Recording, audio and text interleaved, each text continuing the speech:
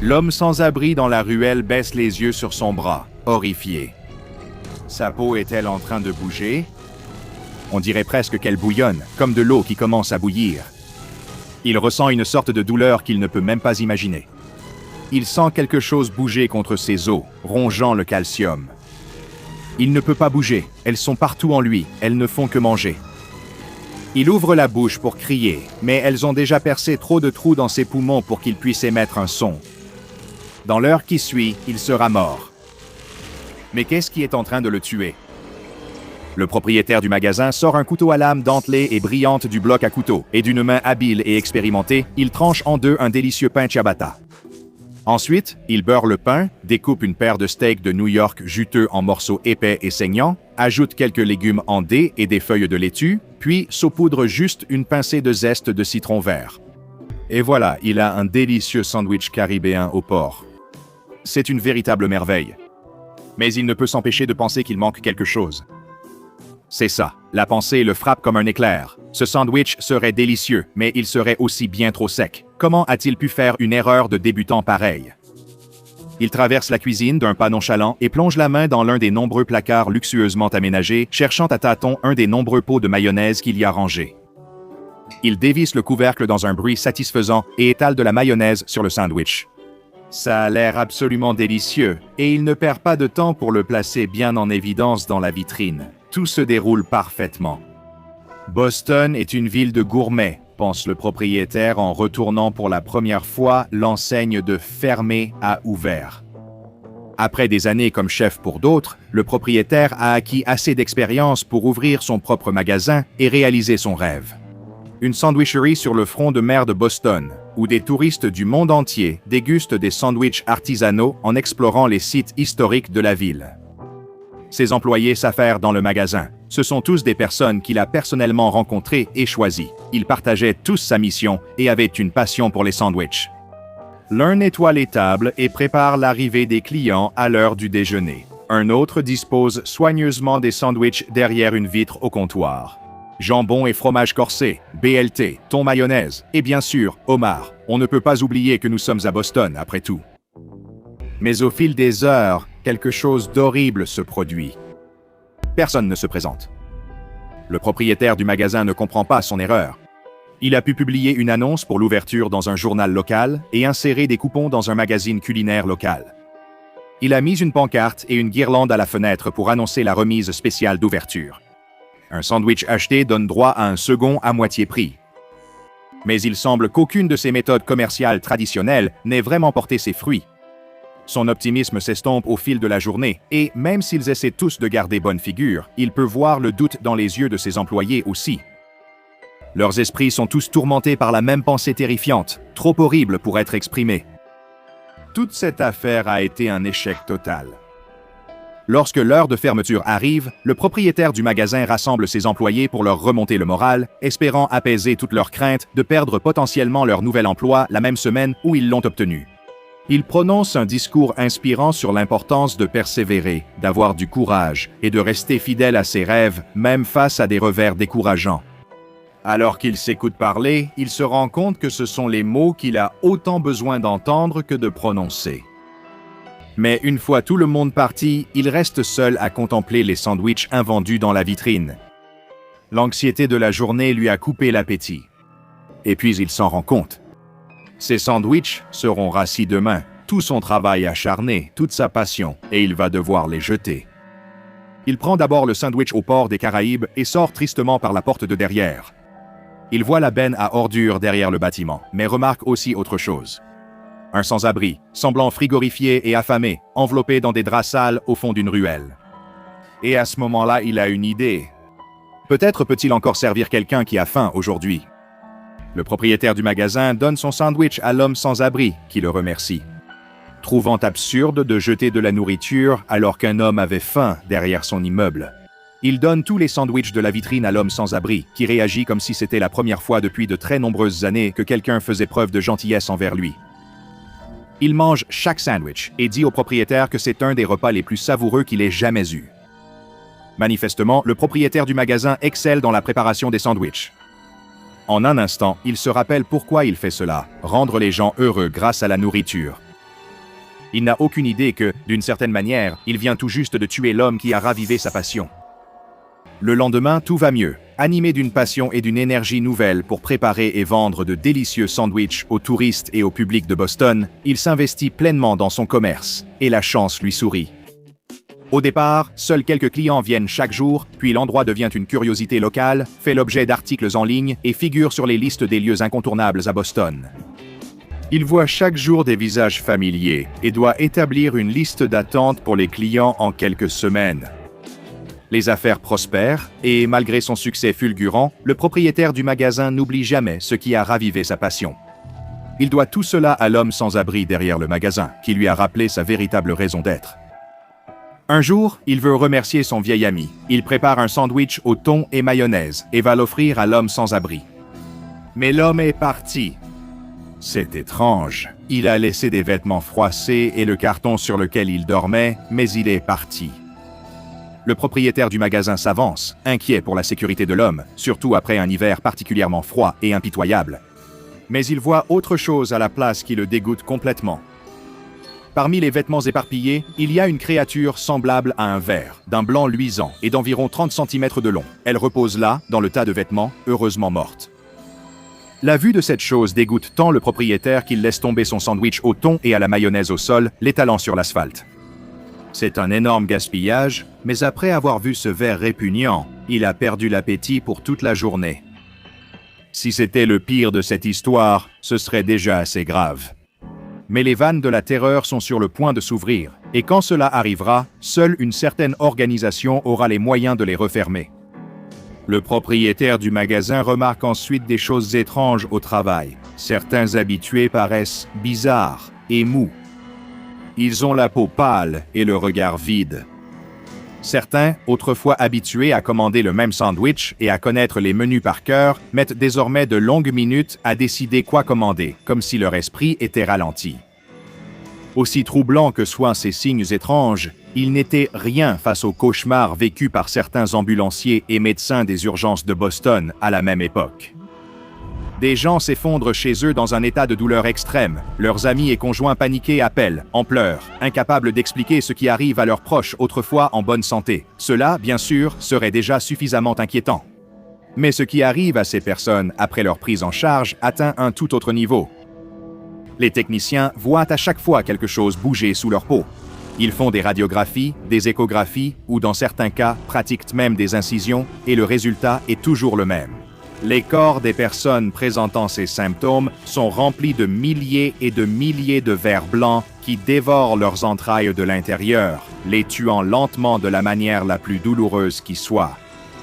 Même les médecins expérimentés s'évanouissent d'horreur en voyant des masses d'impossibles parasites blancs se tortiller dans leurs patients. La seule information essentielle qui leur manque, c'est que toutes ces victimes avaient récemment mangé dans une certaine sandwicherie en plein essor sur le port de Boston. Après 10 semaines d'activité, le magasin de sandwich retrouve son calme. Le propriétaire juge cela normal, mais cette frénésie de lancement nourrie par la peur de rater quelque chose ne durera pas toujours. Mais l'absence mystérieuse de certains de ses clients fidèles reste indéniablement un peu troublante pour lui. Est-ce qu'il a fait quelque chose de mal? Les a-t-il, d'une manière ou d'une autre, éloignés? Ses pensées le tourmentent, alors qu'il nettoie seul le magasin un soir après le départ de tous. Ses pensées sont tellement accaparées que, alors qu'il s'apprête à revisser le couvercle d'un pot de mayonnaise, il le laisse tomber accidentellement. Le pot reste intact, mais une grosse masse dégoûtante de mayonnaise éclabousse le sol. Super, maintenant il doit nettoyer. Il prend le pot et l'emmène dans la ruelle pour le jeter à la benne. Avec la moitié du contenu renversé, il était trop risqué pour l'hygiène de le garder au restaurant. Mais avant qu'il ne puisse le jeter à la poubelle, son bras se fige dans un moment d'hésitation inexplicable. À cet instant étrange, il se rend compte que c'est le seul de cette marque particulière dans le placard. Il l'a utilisé sur tellement de sandwichs auparavant, et pourtant, il n'a jamais eu besoin d'en acheter un nouveau pot non plus. Sur un coup de tête, il décide de l'inspecter de près. L'étiquette au dos du pot indique « eau, huile végétale, vinaigre, œufs, mangez des œufs, soyez des œufs. Ta chair n'est que la nurserie et la subsistance de nos innombrables bouches affamées. Mange des œufs, consomme-nous. Laisse-nous prendre forme en toi. » sucre, sel, jus de citron et amour. Il se dit que ce n'est pas bon. Sans perdre une seconde, il retourne en courant dans le magasin de sandwich, se demandant avec horreur ce qu'il avait bien pu servir à ses clients pendant tout ce temps. Mais ses pensées sont interrompues lorsqu'il voit que la flaque de mayonnaise a mystérieusement disparu du sol. Il ne l'a pas nettoyée, n'est-ce pas? Quelque chose cloche ici, c'est la seule certitude. Il n'est peut-être même pas en sécurité ici. Il se précipite et attrape une poêle, celle qu'il utilise pour faire griller le steak des célèbres sandwich cheesesteak façon Boston du magasin, et prend une position défensive. Ses instincts pourraient lui sauver la vie, alors que quelque chose l'observe dans l'ombre. Soudain, quelque chose fonce vers lui en couinant, de la taille d'un rat, à la peau blanche, lisse et brillante, propulsée sur le sol par de nombreuses petites vrilles horribles. La créature pousse un cri strident et se jette sur lui. Presque instinctivement, il la frappe avec sa poêle, l'envoyant voler à travers la cuisine, où elle s'écrase contre le mur dans un bruit mou. Vient-il vraiment d'être attaqué par une masse vivante de mayonnaise? Avant même de réfléchir à toutes les implications, il voit la tache glisser sur le mur et se rassembler en flaque au sol. Cette flaque se tord alors et se déforme, prenant exactement la même forme horrible qu'elle avait auparavant. Des tentacules glissant hors de sa peau scintillante, elle a dû se former à partir du contenu de presque tout le mystérieux bocal. Et il réalise soudainement que, dans chaque sandwich contenant de la mayonnaise que son magasin a servi, il a mis ces petits monstres dans le corps des gens.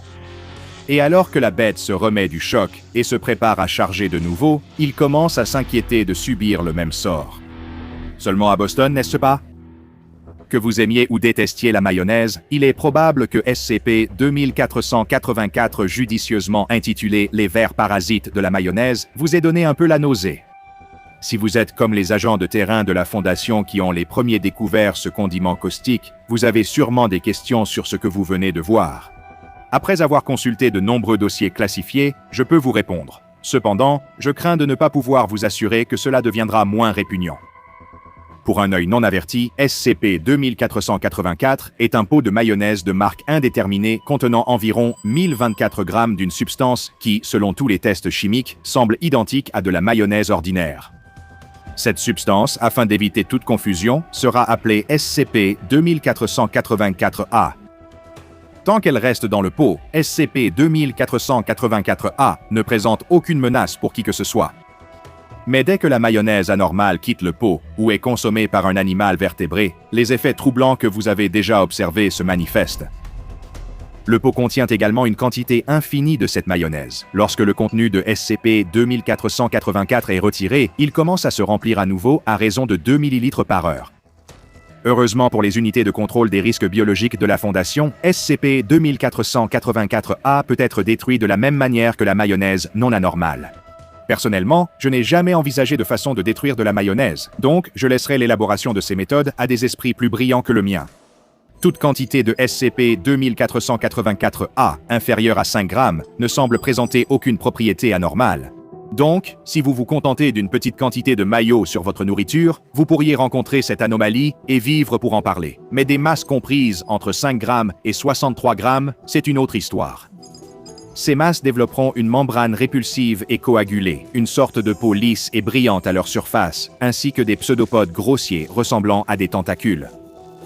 Ces créatures ramperont sans direction et ne menaceront pas les autres organismes tant qu'ils ne seront ni touchés ni ingérés. Si seulement on pouvait en dire autant des plus grandes. Les créatures légèrement plus grandes formées à partir de SCP-2484-A, en particulier celles pesant entre 63 grammes et 235 grammes, se déplaceront de façon plus ciblée et déterminée. Elles chercheront des aliments solides et des liquides potables, s'y diffuseront et les contamineront avec leurs qualités anormales secondaires, que nous aborderons bientôt. Inutile de dire qu'il faut à tout prix éviter de consommer des aliments contaminés de cette manière. Les masses de SCP-2484-A, allant de 235 grammes à 804 grammes, adoptent une méthode plus directe et agressive pour infecter leurs hôtes. Elles utiliseront leurs pseudopodes pour rechercher des animaux vertébrés et tenteront de pénétrer dans leur corps par tous les orifices majeurs, voire par des voies plus inhabituelles, comme les pores ou les plaies ouvertes. Mais cela n'est rien comparé aux dangers présentés par les masses de SCP-2484-A, allant de 804 grammes à 1024 grammes. Ces créatures sont extrêmement violentes et agressives, n'hésitant devant rien pour attaquer et pénétrer les animaux vertébrés, allant jusqu'à se frayer un passage à travers la peau de la victime. Il va sans dire que ce sont les types les plus dangereux à rencontrer, et il se peut que vous deviez revoir vos méthodes de destruction de la mayonnaise mentionnées plus tôt pour survivre. Admettons, à titre d'hypothèse, que vos meilleurs plans anti-mayonnaise aient échoué. La mayonnaise anormale SCP-2484-A a pénétré dans votre corps en quantité dangereuse, c'est-à-dire 3 grammes par kilogramme de poids corporel. Si cela correspond à ce que vous vivez, alors vous êtes sur le point de subir les effets secondaires de cette anomalie, qui, je suis désolé de vous le dire, sont encore plus désagréables que les effets primaires. Au début, les effets sembleront relativement bénins, notamment une augmentation du taux de sucre dans le sang, une accélération du rythme cardiaque, un ralentissement de la cognition et une élévation de la température corporelle. Cela rappelle les effets d'une forte consommation de mayonnaise normale.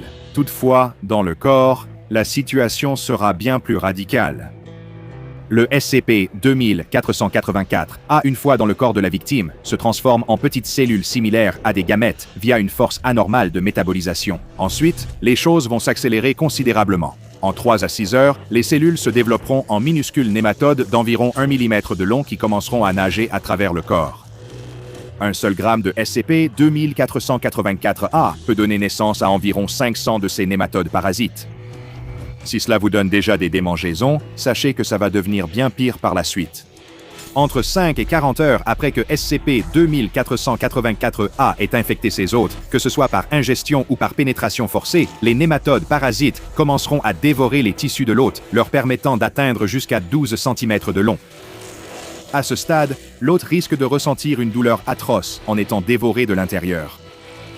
Une fois l'hôte dévoré, les vers parasites de mayonnaise s'attaqueront entre eux et se mangeront. Après tout cela, il ne restera plus qu'un seul ver, mesurant entre 20 et 30 cm de long. Il tombera alors en dormance et mourra sous 4 jours. En tant que parasite obligatoire, les créatures engendrées par SCP-2484-A ne sont pas conçues pour survivre en dehors du corps hôte après leur développement. Tous les vers retirés du corps de la victime mourront en 5 heures, mais aucune tentative jusqu'à présent pour sauver une personne infectée par SCP-2484-A n'a réussi. L'infection est, malheureusement, toujours mortelle. Notre histoire d'ouverture fut aussi la première étude de cas documentée de SCP-2484 par les agents de terrain de la Fondation. La source était un magasin de sandwich indépendant à Boston, dans le Massachusetts, identifié après plusieurs rapports sur un comportement étrange de parasites durant 10 semaines. Le bocal de SCP-2484 était dans le réfrigérateur du magasin avec d'autres bocaux de mayonnaise ordinaire, mais le propriétaire, interrogé par la Fondation, ne se souvenait pas l'avoir acheté. À ce jour, la manière dont il est arrivé au magasin reste un mystère. Après la neutralisation de la menace, la Fondation a administré des amnésiants aux survivants du magasin de sandwich et à plusieurs membres du personnel médical exposés aux parasites. Tous les autres ont bien sûr été perdus. SCP-2484 est actuellement classé comme sûr. Il est conservé dans une unité standard de produits périssables réfrigérés, en gros une sorte de réfrigérateur haute sécurité. Pas plus de 400 grammes de la mayonnaise anormale ne peuvent être retirés pour des expériences à un moment donné, et aucun test destructif n'est autorisé pour le moment. Tout membre du personnel souhaitant accéder à SCP-2484 doit disposer d'une autorisation d'accès de niveau 3 ou supérieur. Les condiments suscitent parfois des débats animés. J'ai vu des discussions sur le ketchup, la moutarde et la mayonnaise plus passionnées que certaines brèches de confinement de classe Keter. Mais je vous conseillerais de faire preuve de prudence. La prochaine fois que vous vous préparez un délicieux BLT et que vous vous apprêtez à étaler de la mayonnaise sur le pain ou que vous vous demandez quelle saveur accompagnera parfaitement votre prochain hot dog, prenez un instant pour réfléchir. Vous ne savez peut-être pas vraiment ce que vous mettez dans votre corps. Découvrez le Patreon du Dr Bob et devenez un chercheur junior dès aujourd'hui. Maintenant, allez regarder une autre entrée des dossiers du Dr Bob, comme SCP-2611 le Grand Patron.